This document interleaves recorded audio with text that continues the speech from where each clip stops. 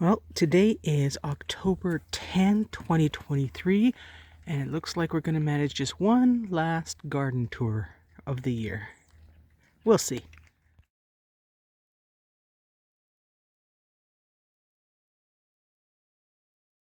Here we have where the gourds and little finger eggplant were planted, and, well, I'm not sure what to make of these eggplant. Did they actually survive the frost? Not that it matters at this point. We've got a bumper crop of kittens this year. Ain't that right, Rudy? Yeah. Alright, so this bed still needs to be worked on and made narrower. And this lettuce is still trying to bloom. This one has already finished blooming a while ago and is trying to go to seed. We'll see what survives. And I finally got this bench done. Okay, into the strawberry and asparagus bed. A deer actually ate what used to be a bushy little asparagus right here. These are the purple asparagus. The frost seems to have finally done in the strawberries for the year. They had been trying to continue to produce in here. And then there's the sunchokes, which the frost finally seems to have done them in. They never did bloom. But we can try digging them up now and getting some of the tubers. And here we have the very first 10-foot log that will be a vertical support for our outdoor kitchen. Okay, here we have our bed of orange carrots. They can handle frost no problem. What we've been doing is harvesting carrots from around the sides, and we'll eventually cover this bed to insulate it and store the carrots for the winter in the bed itself, rather than try to pick them and store them inside. This bed that had the popcorn has been cleaned up and had a bit of repair done. You can see the line across the middle pulling those two sides together. It had been bowed out, but as you can see how it matches the frame on top, it's been pulled in quite a bit. And on this side we've got the red of Florence onions. They can handle the frost better, but time to harvest these guys. They look like a cat rolled all over them, which is possible. And we've got this stored on top. Works out, gets it out of the way. And this is from the popcorn that got harvested, and the compost pile squash was finally pulled up because after the last frost it started growing again. And over here, this is where we tried growing some cucumber and Ozark nest egg gourds, which you can kind of see the remains of. It never got very big. But I think next year we'll turn this into a small little bed, a little raised bed. So I was finally able to get into here, get a bit more work done. These stumps are going to be turned into benches and tables and stuff like that. Had to clear a whole bunch of stuff out of here so I could access. Buried under here was the top of a tree that I'd felled a while back that's still usable. This is where that 10 feet came from. And over here, alright, so this cleared and debranched it and cleared access to it. Got as far as 18 feet, and then I ended up having trouble with the log falling and pinching the chainsaw bar. Had to take it apart to get it removed, use this piece of pipe to lever the tree upwards so my daughter could pull the chain out, because I got the bar out, the chain was still stuck. So here we have an 18-foot length I have to finish cutting, and that's going to be the next trellis bed. And then there's the rest of it over here that will be usable for something. And then this is all the stuff that I had to cut free so I could access it. Lots of branches. Over here is a small spruce tree that was still alive, but I had to cut it down to get that tree unstuck. And a couple other pieces, including that tree top. The one with the branches still on it is actually the top of a larger tree that I was harvested. And it's straight enough and long enough to be usable for something. So this trellis bed is finally done. It was this last end over here I had to do is end up needing 3 logs. And the ground slopes on this side downwards. We had more flooding on this end than the other. And I ended up having to raise the side logs on this corner just to make it even with the logs on this side. And I could fit the end cap in.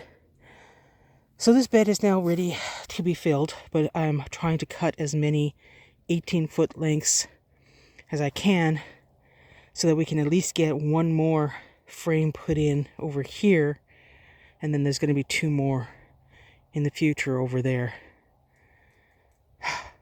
Lots of work. Is going very slow going. I haven't been able to work on it as steadily as I would like.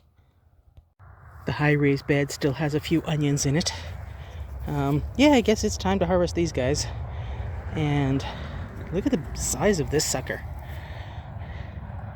This bed has been very handy as a table, basically, so I've been using it for all sorts of things. We've been slowly harvesting the Uzbek golden carrots, which are the last things in this bed over here. They've been absolutely massive this year. I'm quite happy with them. And here we have the melon bed in the kiddie pool. They did really well for quite some time.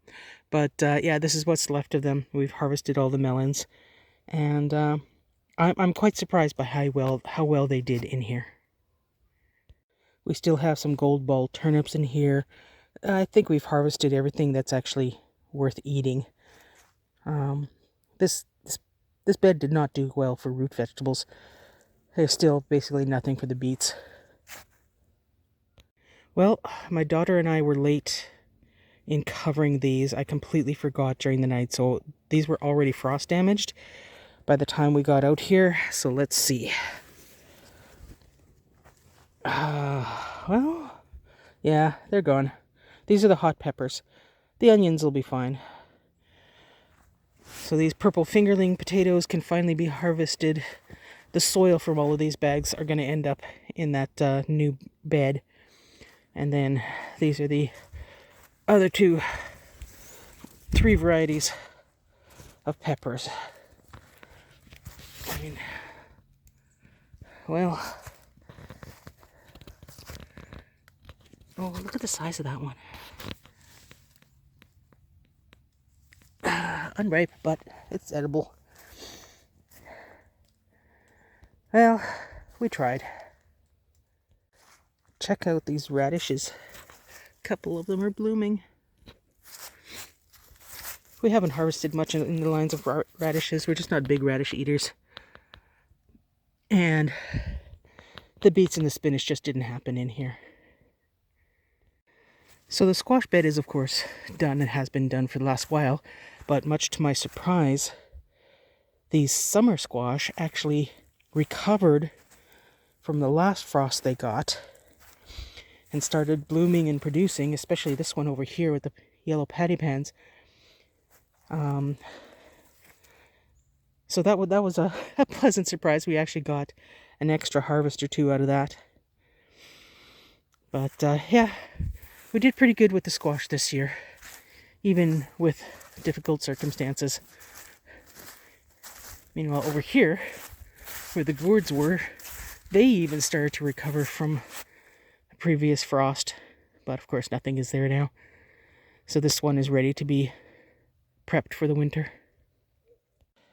Alright, getting into the old kitchen garden with the retaining wall beds. The mint, of course, will survive the frost just fine. We'd left these tomatoes just because. And they'd actually survived until last night's frost. In here is where we have planted the garlic for next year. There's about 1.5 pounds of garlic that got planted in this bed over here. And then we ended up with, hang on a second here, we planted in this bed that had the poppies. After I put another, another bag, so a 1 pound bag into here where the potatoes were. And we still ran out of room. And so the last of the garlic got planted in between these 2 rows of volunteer tomatoes that I transplanted. And yeah, the volunteer tomatoes had actually done pretty well, protected by these plastic rings, until last night, of course. This is where we had the sweet chocolate peppers, the only ones that actually ripened. And got the German winter thyme. We got the strawberries from seed. They had been blooming and trying to produce fruit as well. I didn't harvest all of the peppers, but that's okay. And then we have the chamomile. And underneath here is where the eggplant was. And one lonely eggplant. It's got some frost damage. But I think we're just going to harvest them as is. And see how they go. And then there's some last peppers over here. Did they survive? Probably not. Because it was already getting frost on the ground when we covered these. But these were supposed to be the yellow and orange peppers. Oops. Feeling clumsy this morning. Alright. I mean, they're trying. And then there's these strawberries over here. Look at that. Look at this. Look at this. They're trying. Amazing. I'm hoping, we were going to transplant this one and bring it into the house, but that just didn't happen. I almost forgot. I mean, the vine is very, very dead. But we've got one leaf over here. I put it on top of this lilac branch because it was being damaged by branches in high winds. And then one more up there. I've just been leaving them to dry on the vine as long as possible. But yeah, they never did get a chance to fully mature. We'll see.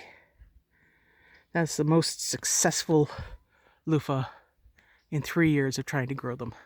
So this is definitely a good spot, good sheltered spot for them. I almost forgot about these herbs again. They seem to have handled the frost all right. We've got the spearmint, the oregano, the thyme, and even the lemongrass seems to have survived. We'll harvest those and dehydrate for tea and stuff like that. I'm kind of impressed. I almost forgot about this area too. Here we have our Liberty apple. I got a protector for this stem so no rabbits will eat it. And then over here is where we have the Crocus sativa planted. So hopefully by fall next year, we'll actually have saffron to harvest. And then the rest of it over here is tulips. Well, that's pretty much it for our garden for this year. At this point, we're basically down to digging up the last things that can be harvested that are frost hardy and preparing the beds, putting them to sleep for the winter and getting them ready for next year. And I'm not even sure what we're going to be doing with this section over here. I don't think we want to plant squash in here again, but I'll figure it out over the winter. It's been a year of successes and failures. This garden is a lot smaller than I intended it to be for this year. But